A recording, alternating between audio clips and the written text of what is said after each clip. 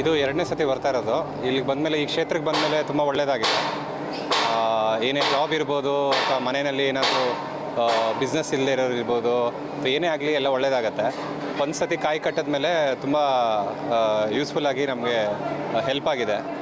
ಏನೇ ಬೇಡ್ಕೊಂಡ್ರು ಏನೇ ಒಂದು ಹರಕೆ ಹೊತ್ಕೊಂಡ್ರು ಕಂಪ್ಲೀಟ್ ಆಗುತ್ತೆ. 21 ವಾರ ಬಂದು ಇಲ್ಲಿ ಪೂಜೆ ಮಾಡಿ ಎಲ್ರಿಗೂ ಒಳ್ಳೆಯದಾಗಿದೆ. ಸೊ ಸುಮಾರು ಜನ ಬರ್ತಾ ಇದ್ದಾರೆ.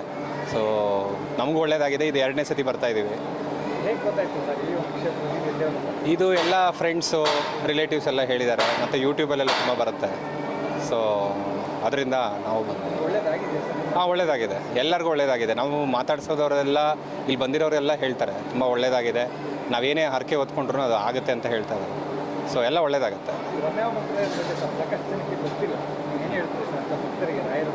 ಅಯ್ಯೋ ತುಂಬ ಒಳ್ಳೆಯದಾಗತ್ತೆ ಇಲ್ಲಿ ಬಂದರೆ. ಅಲ್ಲ, ಮಂತ್ರಾಲಯಕ್ಕೆ ಹೋಗೋದಂತೂ ಏನೂ ಬೇಕಾಗಿಲ್ಲ, ಇಲ್ಲೇ ಬಂದರೆ ಸಾಕು. ಸೊ ಎಲ್ಲ ಕಡೆ ಇದ್ದಾರೆ ದೇವರು. ಸೊ ಇಲ್ಲಿ ಬಂದು ನಿಮ್ದು ಏನೇ ಒಂದು ನೋವು ಇದ್ರೂ ಏನೇ ಒಂದು ಮನಸ್ಸಲ್ಲಿ ಏನೋ ತೊಂದರೆ ಇದ್ರೂ ಎಲ್ಲ ಪರಿಹಾರ ಆಗುತ್ತೆ. 21 ವಾರ ನನಗೆ ಒಂದು 4ರಿಂದ 5 ವಾರದೊಳಗೆ ಎಲ್ಲ ರಿಸಲ್ಟ್ಸು ಅದಾಗೆ ಬಂದುಬಿಡುತ್ತೆ. ಏನೇ ಕಷ್ಟ ಇದ್ರೂ ಅದೊಂದು 2-3 ವಾರದಲ್ಲಿ ನಿಮಗೆ ಕಷ್ಟ ತೋರಿಸುತ್ತೆ. ಆಮೇಲೆ ಅದು ಹೋಗ್ತಾ ಒಂದೊಂದಾಗಿ ಅದೇ ಪರಿಹಾರ ಆಗ್ತಾ ಹೋಗುತ್ತೆ. ಸೊ ಒಳ್ಳೆಯದಾಗಿದೆ.